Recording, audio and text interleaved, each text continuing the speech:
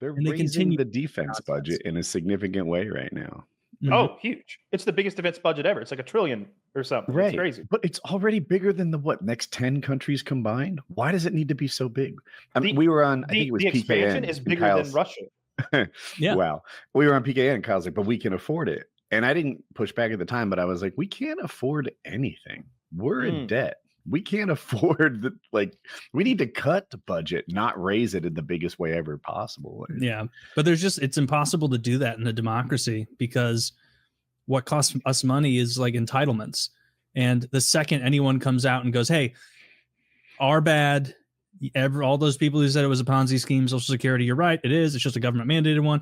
This isn't going to be around forever. It's a model that relies on infinite forever growth. We got to cut it out. We're just ending it today. That person will lose in a way that makes McGovern look successful.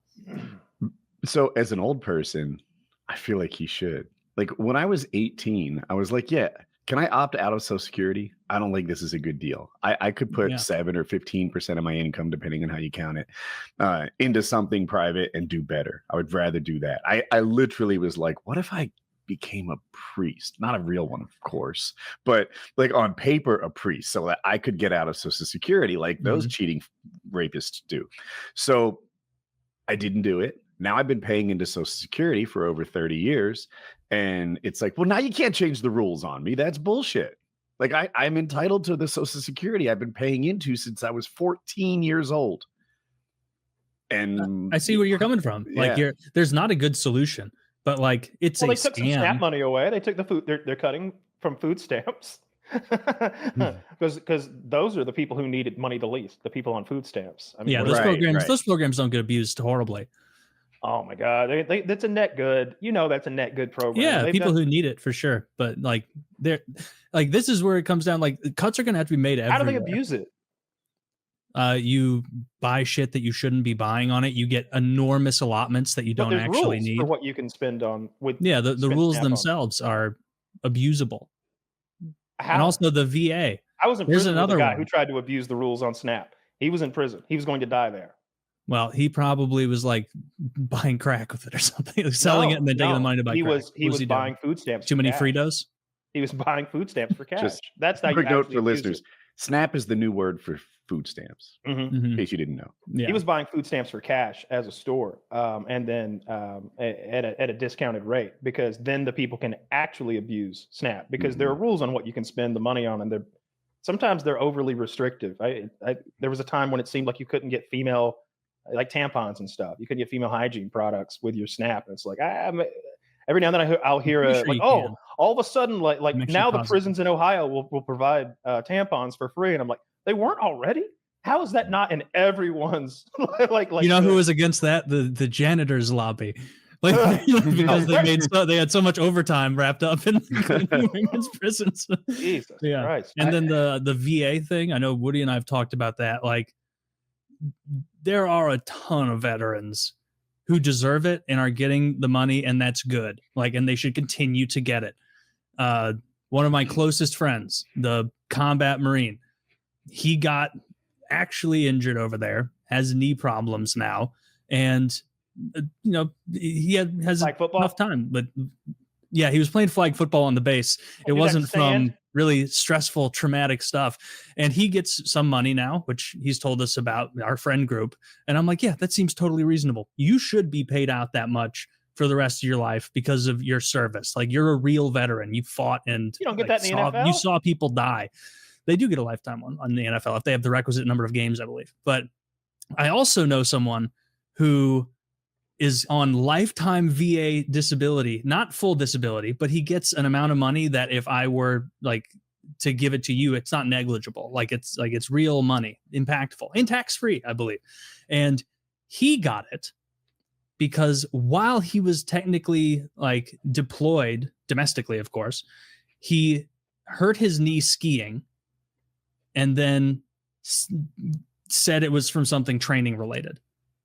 And now he makes money on that. And it's like, you don't think there are a bunch of people doing that? I would guarantee there's a bunch of people doing that. Yeah. I don't want to tell stories about people in my life because it'll all get connected. Sure. But sometimes it's just a bunch of little injuries. My elbow got twinged and my ankle got hurt and my feelings got hurt. And those threes combined to make me 50% disability.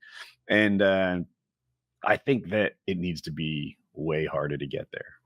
Yeah. Yeah. It's easily, but like even think about that. Even consider a politician saying, hey, VA, it's great for a lot of these guys who served and they really do need it, but there's also a lot of abuse. And that's not fair to the people who do deserve it or to the American public footing the bill. Immediately, all his competition and whatever lobbies are against him are going to be wheeling out guys with like no legs. And that guy's going to be like, you're trying to take my money.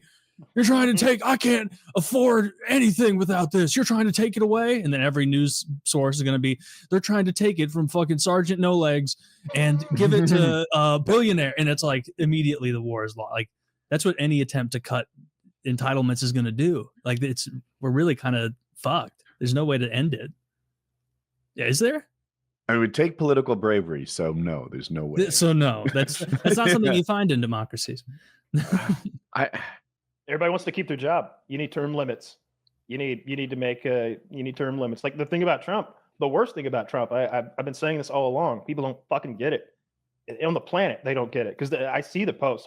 Trump dealt another loss and this and that. He can't lose. He already won. He won almost a year ago. He can't lose. They've made him. He can't get in any trouble for anything he does while he's president. He's already won. There isn't going to be a next term, and he knows that. He doesn't care about, I don't know, political ammunition or if this person likes him or if that person likes him. He's doing whatever he wants. Mm-hmm. He's already won. Anytime someone like puts a finger in Trump pie and was like, look at this loss he took. It's like, no, he doesn't care. Like all day long, he's just la la la la la. I'm the winner. I'm the best in the world. He's so happy right now. He has to be. Like I wonder if that changes if the Democrats get the House. They're just going to look at all these crypto transactions. They're going to look at the plane. There's a lot. There must be a huge paper trail. How about the guy that bought, I'm going to mix up the number. Is it $82 million worth of Trump's crypto? And then they stopped the SEC investigation that was going on about him. That feels super dirty to me. Right? Justin Sung or something close to that.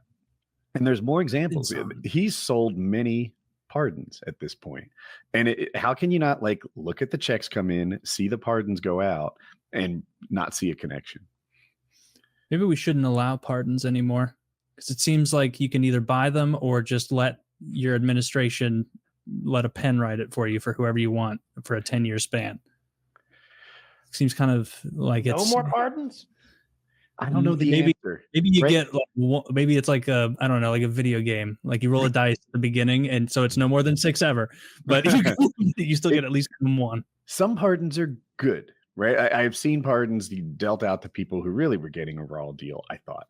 And then you have I didn't like all the January 6th pardons he handed out. I certainly don't like the particular individual dirty ones like Justin Sung's. I didn't like, to go in the other direction, Biden pre-pardoning his family. So a decade period of time. Anything they did between X and Y time. Right? Yeah. That's a lot of time. Is this allowed? It's like the machine already signed it, moron. Yeah, it's allowed. Democrats don't defend that one. At least not the ones I see. Hard to defend. But But even if the guy was convicted in criminal court, we know that Hunter was just a full-blown drug addict, piece of shit, and there's nothing to suggest that any of that changed ever, from the infidelity to the cancer stuff and the he is a repeat cool guy of the week winner. The little grant you that. I mean, be a blast to hang out with. I mean, I don't know if hanging out with someone on meth is like hanging out with someone on coke when you're not on coke. Meth. I bet or crack. I bet he would actually not be fun to hang out with. I'm down. Crack sound. You know how annoying it is to hang out with someone on coke, dude. Imagine that probably doubled. That must be what meth is like. You'd be asking him if you could take a ride in the presidential helicopter, but he'd just be standing by the window, opening the blinds and closing them over and over, trying to see if someone was outside. People on crack and coke act the same, right? Am I wrong? I don't actually know. Well, if you think they're similar FBI, enough. you're smoking the crack in a crack rock. I think it's giving you a different high. We certainly definitely stronger is my we certainly understanding. went after those crimes very differently between powder cocaine and crack cocaine from the 80s and 90s. Yeah. Well, you can move crack cocaine stronger like per gram, isn't it? Is that not right? I mean, one of them you're snorting, and then one of them you're smoking. So it's just I don't even know if it's comparable, but the results seem to be wildly different. Certainly along the ability to stop. Is it that crack people started off worse, and that's why they're always so much That's worse? so racist. Oh, I wasn't even picturing. I was picturing We know your thoughts on the crack people, as you call them, Woody, and we're not down for that. In my mind, it was an overly skinny white woman whose ribs you could see. Like, that's meth. That's meth. You said meth is white crack. That's true. Now that's true. All right. Well, look, I'm out. I didn't know, but you were wrong about the picturing the black thing. I wasn't. Yeah, I know meth is the strongest. Brandon Buckingham, of them, I think. he does these videos, and you see like zombies walking in the street, and I was like probably incorrectly imagining them. They're mostly white people. The zombies are heroin. Yeah, it's like heroin and fentanyl and all those mixtures of like super strong tranquilizers of different sorts. Yeah. There's all sorts of cocktails that they make now. But those people, when I see them leaning like that, it's like I couldn't maintain that position sober.